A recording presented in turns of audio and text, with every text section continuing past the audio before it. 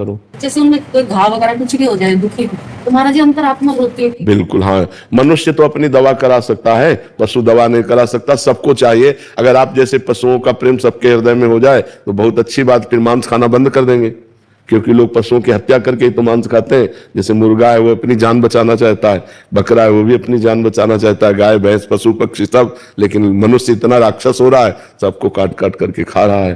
तो दया भाव तो पशु पक्षियों के प्रति भी होना चाहिए, और मनुष्य के प्रति विशेष आदर, क्योंकि भगवान की सृष्टि का सबसे श्रेष्ठ रचना मनुष्य है। 84 लाख योनियों में आखिरी रचना है ये मनुष्य शरीर, जिससे भगवत प्राप्ति होती है, और किसी योनि से भगवत प्राप्ति नहीं हो सकती। इसमें हम भजन करके तपस्या करके भगवान को प्राप्त कर सकते हैं, और किसी योनि में ऐसी सामर्थ्य नहीं है। उपासना जी हरियाणा से जी श्री हरिवंश महाराज जी, बाबा ये दुनिया बहुत रुलाती है, दिल भी बहुत दुखाती है, पर आपके आने से जैसे मुझे सब मिल गया हो। अब मुझे किसी का डर नहीं है, अब तो मुझे जिंदगी से भी डर नहीं लगता। मुझे पता है कि गुरुदेव सब संभाल लेंगे। महाराज जी अब नाम जप जो करते हैं, मैं जाप करते समय रोती हूँ, राधा रानी और कान्हा से सामने बैठ के रोती हूँ कि अपनी तकलीफ मतलब उनको बताती हूँ, फिर सहन करने का भी प्रयास करती हूँ, पर रोना कंट्रोल नहीं। वैसे कोई तकलीफ नहीं है, हमारे द्वारा किए हुए कर्म हमको भोगने पड़ रहे हैं, आनंद पूर्वक भोगना चाहिए। अगर चित्त को भगवान से जोड़ दो, हम बार-बार अपना उदाहरण इसलिए देते हैं कि हम कहां खोजने जाए किसी का उदाहरण, हम अपना उदाहरण देते हैं। यदि नाम जप करो, भगवान से अपना चित्त जोड़ो, तो रोने की जरूरत नहीं। हमने पाप कर्म किया है, उसका हमें दंड मिल रहा है, हम भगवान का नाम जप करते हुए उनके सारे भोग लेते हैं। आगे भगवान कृपा करेंगे, क्योंकि नाम जप कर रहे हैं तो सारे पीछे के पाप नष्ट होंगे, और जिस दिन आनंद मंगल आया उसी दिन से परम सुखी हो जाएंगे। तो हमें धैर्य रखना चाहिए। जैसे हम धैर्य पूर्वक रात काटते हैं, दिन आ ही जाता है, ऐसे ही दुख काटते हैं, सुख आ ही जाएगा, चिंता मत करो।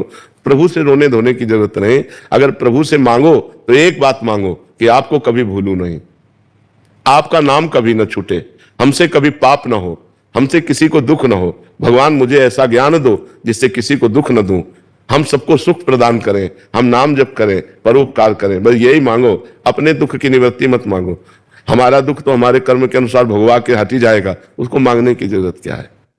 मधु जी गुरुग्राम से श्री हरिवंश महाराज जी, महाराज जी जैसे एक बिलोटे के प्राणों का पोषण और रक्षा उसकी मां बिल्ली ही करती है, उसी प्रकार है गुरुदेव स्वरूप लाडली जी, आपने ही कृपा करके हाथ थाम लिया, नहीं तो नरक में अपनी सीट पक्की करा चुके थे। महाराज जी इनका कहना है कि आपके श्री मुख से सुना है कि सहचरी भाव या किसी भी भाव प्रधान उपासना का मूल तत्सुख भाव है, परंतु हम अधम जीव तो आपकी प्राप्ति भी स्वसुख से प्राप्त मतलब प्रेरित होकर कर रहे हैं कि हम निकुंज जाएंगे, अमुक सुख मिलेगा, दुख का लेश तक नहीं रहेगा। तो देखो तत्सुख और स्वसुख का अंतर समझो, किसका प्रश्न है।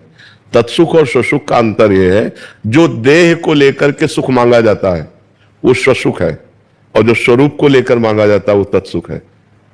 ये देह वाला सुख तो है नहीं।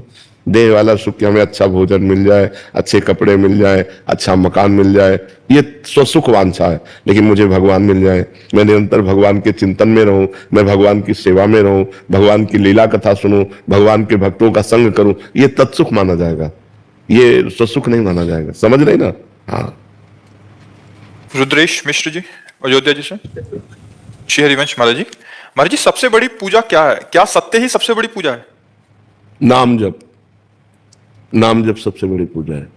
सत्य तो है, तो विराजमान है, सबके हृदय में विराजमान है। क्या दुख जा रहा है? क्या सत्य स्वरूप परमात्मा सबके हृदय में विराजमान है, क्या दुख जा रहा है? क्या सत्य तो है, पर क्या सब सुखी हो रहे हैं? क्या नहीं हो रहे। सत्य का चिंतन करना, सत्य का स्मरण करना, ये सबसे बड़ी पूजा है। अगर स्मरण नहीं है, सत्य है गीता जी, भगवान की वाणी है ना, तो अर्जुन जी को मिला क्या? नष्टो मोहा स्मृति लब्धा तत्प्रसादान मयाच्युता, मोह का नाश होकर स्मृति प्राप्त होना सबसे बड़ी पूजा है।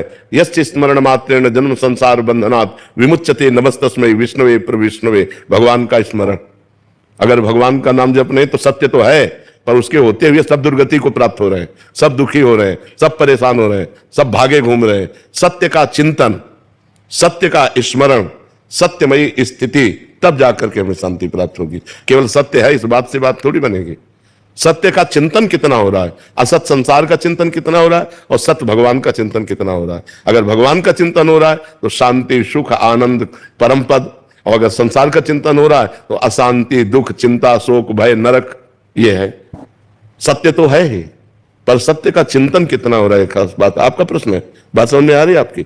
हाँ, जब नाम चिंतन करोगे, भगवान का भजन करोगे, तभी उस सच्चिदानंद में भगवान का आनंद प्राप्त करोगे। नहीं तो सत्य तो है, तुम्हारे अंदर भी है, सबके अंदर है, लेकिन खूब पापाचरण हो रहा है, खूब गंदा आचरण हो रहा है, खूब गंदा दिमाग हो रहा है, तो फायदा क्या? हमारा दिमाग शुद्ध हो जाए, हमारा दिमाग सत्य में स्थित हो जाए, उसके लिए हमें भजन चाहिए।